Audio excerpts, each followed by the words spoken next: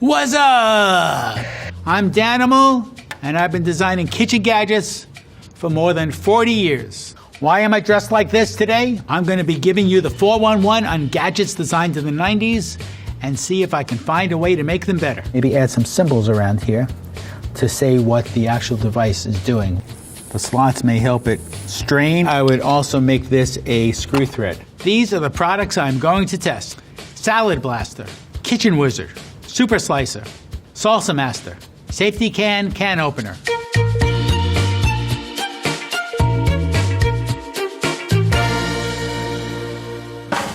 Salad Blaster. In front of me now is the Salad Blaster. This is designed to dress your salad with the push of a button. Let's see how effective it is. So, top unscrews, I think. Yeah. This is a container for the salad dressing. There is a word saying press, which makes me think I should press it. And when I do, that salad dressing is going to come blasting right out.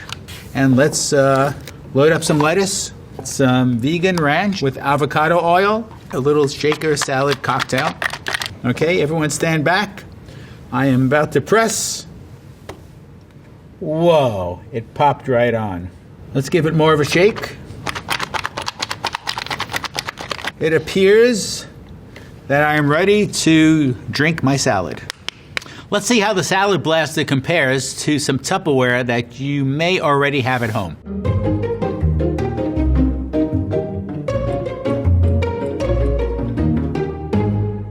I think shaking up the salad was a little difficult because it's stacked and it didn't want to shake up as much. So I would give the Salad Blaster a 4 out of 5. So typically I try this with my left hand and making it slippery to challenge myself a little bit on usability, but I'm kind of asking myself here why. So I'm going to skip the left-handed oil test this time.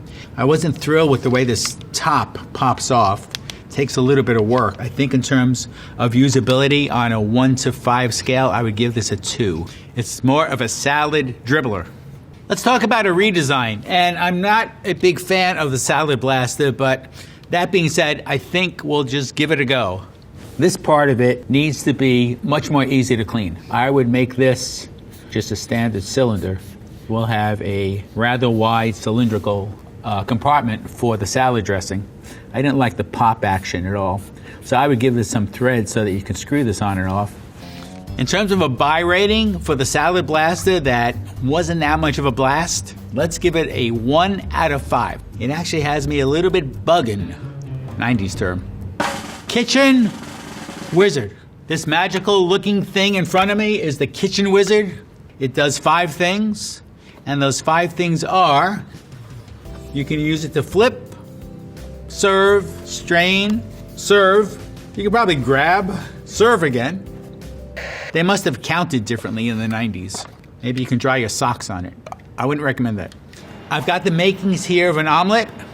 I have a couple of tasks I'm going to have to do in making the omelet. All, in theory, can be done with the Kitchen Wizard. So let's give it a shot. And let's start beating those eggs.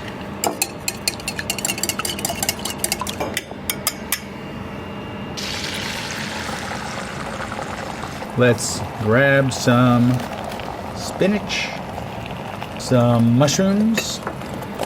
Not sure it's grabbing the mushrooms the way I would want it to grab the mushrooms. Some cheese. Okay, let's give it a flip. Now let's grab some ham. 2. It's not quite getting under there for the ham, but I got it. This omelet's pretty good. Result-wise, we're okay. Question is, how much of that is the Kitchen Wizard? I'm something of a wizard at omelets myself, in my opinion. Let's see how the Kitchen Wizard compares to a spatula, whisk, and tongs that you may already have at home.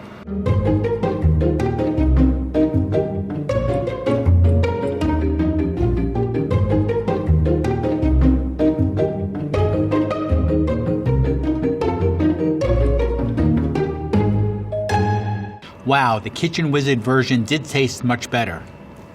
Psych! In terms of effectiveness, it's partly due to the shape of this, it's partly due to the shape of the handle. I will only give it a 2 out of 5. I hope it doesn't cast a spell on me. Let's see how the Kitchen Wizard performs with a slippery left hand. With a slippery hand and a little less force in the hands, it's going to be very hard to unclip this. I am noticing a little more by doing this left-handed.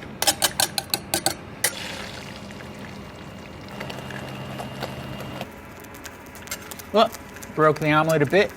This lock lever is rather difficult to use, and it wouldn't get under something the way a spatula would get under. I would give this a 1 out of 5. Let's think about a redesign.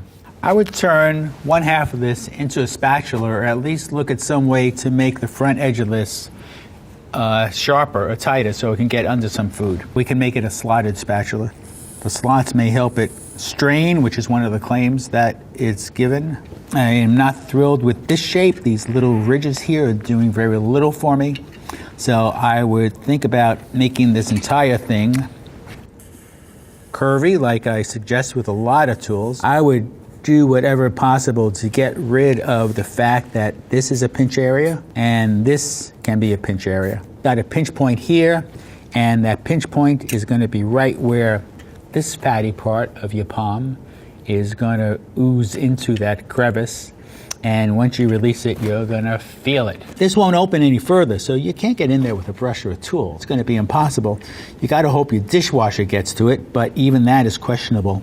The way it is now, it is definitely in need of some improvement. Let's talk about a buy rating. What number does 1990 start with? Let me think. 1. I would give it a 1. Why? Because I don't think anyone should buy it. Kitchen Wizard, eat my shorts. Super Slicer. What I have in front of me are parts from the Super Slicer. It was developed some time ago by Charlie and Mike. And Charlie and Mike had a lot of ideas, apparently, because look at all the things it could possibly do. This is a spin wheel, and what's that going to do is, I think, adjust the thickness of whatever you're slicing. And it also has this piece that you can use to hold the vegetable so that your fingers don't get too close to the blade. Charlie, Mike, give it a go.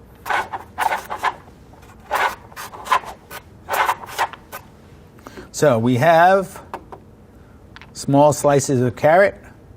What I have is a radish. That is working okay. Let's see if I can do it this way. Get my hand out of the mix here. And that's working okay. Let's see how the Super Slicer compares to a French mandolin.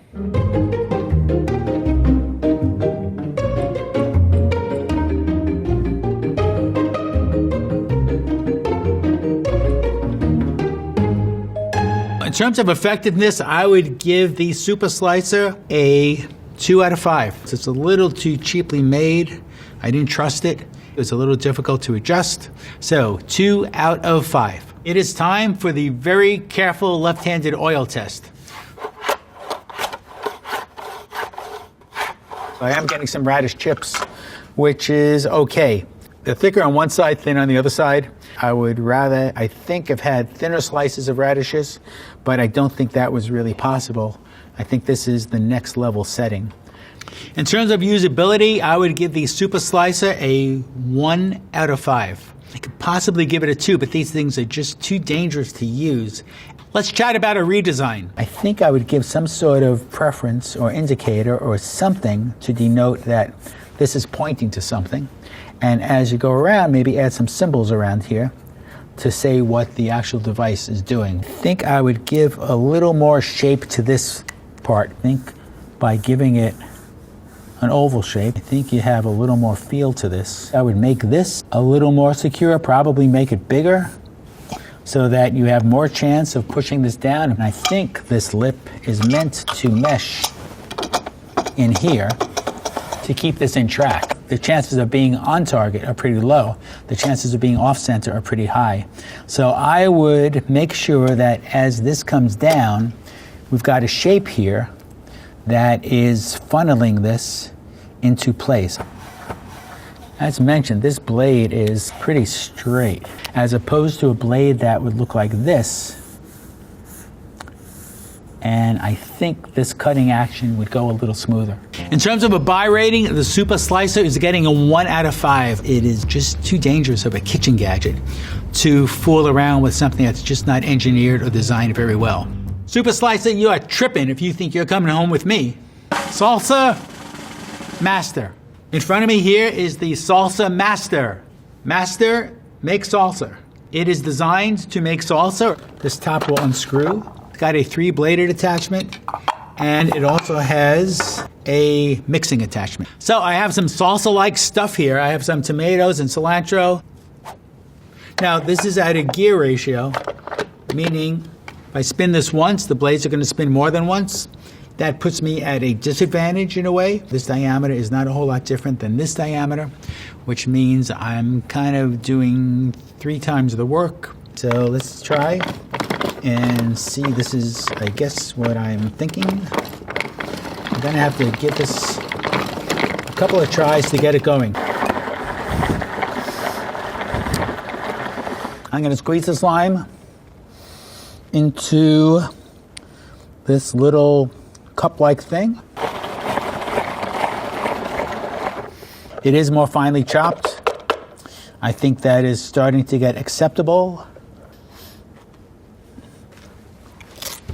As you can see, we're talking about the 90s, but I'm going to do something that Dylan did in the 60s. I'm going to go electric.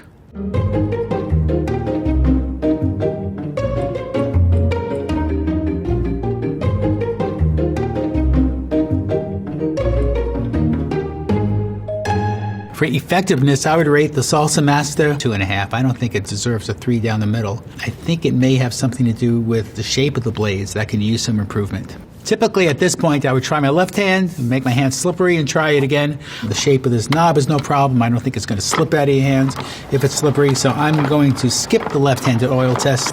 I would give Salsa Master a 2 out of 5. Let's talk about a redesign of Salsa Master. Watch what happens if I don't use my left hand on it. As I come around, it's going to tilt up that way. Maybe, and make it a little more stable in this direction. As I'm on top of this and I'm spinning, let's do that. With that, notice that the blades are spinning much faster than my handle's spinning. That's fine, because that's doing a whole lot of chopping. If you compare these straight blades that I have here in blue with the Cuisinart blades, it only has 2 blades. Notice the Cuisinart blades are shaped quite differently. These blades are curved. And I'm wondering if Cuisinart knows something. And maybe they do. They've been making these for a while. So I would learn what the shape of these blades are bringing to the party. I have a sense it would help. For a buy rating, I would give Salsa Master a 2 out of 5. And that's only for people who live in a cabin with no electricity. You are truly the master of salsa. As if. Safety can opener. So I'm going to be using the Safety can opener, the world's safest can opener, according to the box. This Safety can opener is a very early version of a side opening can opener. I'm going to place it on the side of my split pea soup, and let's start twisting. What I'm going to try to do is back it off, and that does open it up. Mechanically, that worked pretty well. Let's see how the Safety can opener compares with a metal shearing can opening mechanism.